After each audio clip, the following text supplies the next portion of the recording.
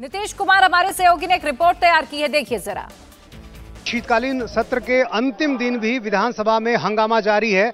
आप देखिए, ये जो बीजेपी के विधायक हैं, जो प्रवेश द्वार है विधानसभा का, वहां पर प्रदर्शन कर रहे हैं।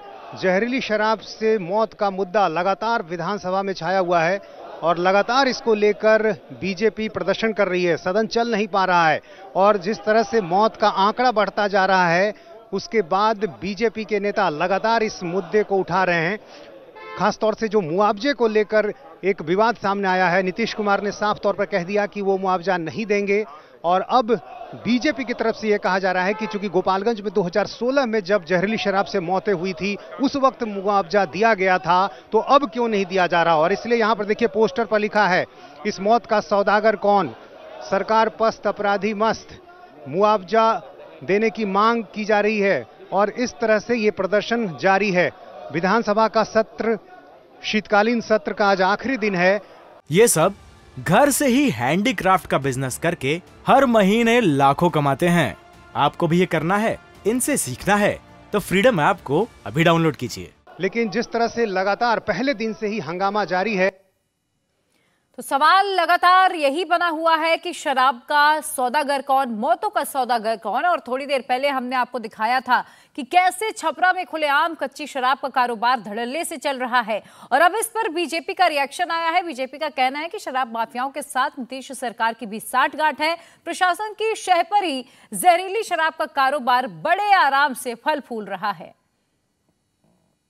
हमारे साथ हैं बीजेपी नेता संजय सरावगी। संजय जी, इंडिया टीवी पर जहर के 3 बड़े अड्डे जो कि छपरा में चल रहे थे, उसको दिखाया गया है। क्या कहेंगे, कितनी हैरानी होती है ये तस्वीर देखकर? तो इंडिया टीवी को धन्यवाद देना चाहता हूं कि सरकार के कथनी और करनी में जो अंतर है वो उजागर आप कर रहे हैं। बताइए, भट्टियां जल रही है, शराब बन रही है और इतना बड़ा कांड हो गया छपरा में। इसलिए हम लोग कहते हैं कि शराब माफिया को सत्ता का संरक्षण प्राप्त है। वो कोई ऐसा चीज तो था नहीं जो पॉकेट में लेके लोग चला जाता। इतना बड़ा कांड, 4-4 बार छपरा में कांड हुआ है, जहरीली शराब से मौत हुई है और एसपी बने हुए हैं। वो थाना बना हुआ था, इस बार हटा है, वो भी 2 ही थाना के पदाधिकारी। छपरा में जहां घटना हुई है, जहां जहरीली शराब से इतनी मौतें हो रही हैं, वहां से सिर्फ 25 किलोमीटर की दूरी पर जंगल में ये अड्डा चल रहा था। मैं वही बोल रहा हूं कि सत्ता का संरक्षण प्राप्त है। थाना के संरक्षण में, पुलिस पदाधिकारी, सरकारी पदाधिकारियों के संरक्षण में शराब बन रही है। ऐसा नहीं हो सकता है कि कोई थाना चाह ले, सरकार चाह ले और उस इलाके में 1 लीटर शराब बिक जाए। और आप तो हजारों लीटर शराब बनते हुए का उद्भेदन किए हैं। सरकार को शर्म है जरा से भी? उस विधवा का क्या दोष था, गरीब विधवा का, जिसका पति शराब पीते हुए मर गया? उस बच्चे का क्या दोष था जो अनाथ हो गए और सर्वसम्मति से कानून पास हुआ था? अच्छा, वहाँ ये जानकारी मिली कि जो एक्साइज डिपार्टमेंट के लोग हमारे साथ गए थे, उनका कहना था कि इन अड्डों पर हम आते हैं और कुछ ही दिन के बाद ये अड्डे फिर से शुरू हो जाते हैं। क्या ये बहुत ही मुश्किल काम है इन अड्डों को ध्वस्त करना? कोई मुश्किल काम नहीं है, कोई मुश्किल काम नहीं है। थाना चाह ले, सरकार चाह ले, 1 लीटर शराब बिहार में नहीं मिलेगी, 1 लीटर कच्ची शराब नहीं बनेगी, क्योंकि थाना का संरक्षण प्राप्त है, वहां एसपी का संरक्षण प्राप्त है, सरकार का संरक्षण प्राप्त है। आप ऐसी बात करते हैं?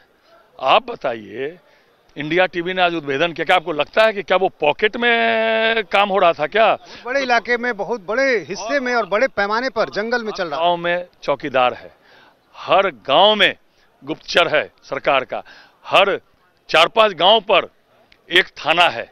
कैसे हो सकता है? इसीलिए हम लोग कहते हैं कि सत्ता के संरक्षण में शराब माफिया फल फूल रहे हैं और इस सरकार को कोई अंतर नहीं पड़ता है, क्योंकि सरकार कहती है जो पिएगा सो मरेगा। इससे ज्यादा शर्मनाक बयान किसी। ये सब घर से ही हैंडीक्राफ्ट का बिजनेस करके हर महीने लाखों कमाते हैं। आपको भी ये करना है, इनसे सीखना है तो फ्रीडम ऐप को अभी डाउनलोड कीजिए। राज्य के मुखिया का नहीं हो सकता है। वो जो मरे, जो बच्चे अनाथ हुए, जो विधवा हुई, वो बिहार राज्य के हमारे नागरिक थे। और आप कहते हैं मुआवजा नहीं देंगे। कानून नियम 42 में है कि जहरीली शराब से मौत होगी तो उसको हम 4 लाख का मुआवजा दिया भी है। ये आपके घमंड और जो आपका अहम है, जनता चूर चूर कर देगी इसको। तो बीजेपी विधायक भी इंडिया टीवी के ऑपरेशन को देखकर हैरानी जता रहे हैं और इनका कहना है कि इतने बड़े पैमाने पर शराब यदि वहां बन रही थी तो जरूर किसी के संरक्षण में चल रही होगी। हमारे साथ है बीजेपी नेता और पूर्व मंत्री राम सूरत राय। राम सूरत जी, आपने भी इंडिया टीवी का ऑपरेशन देखा, जहर के जो अड्डे चल रहे थे वो भी छपरा में, देखकर क्या कहेंगे?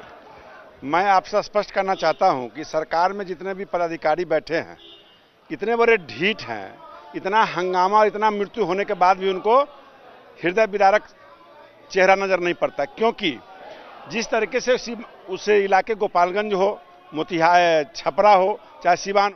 इंडिया टीवी हर वक्त हर जगह डाउनलोड करने के लिए सर्च करें India TV news Google play store या ऐप स्टोर पर।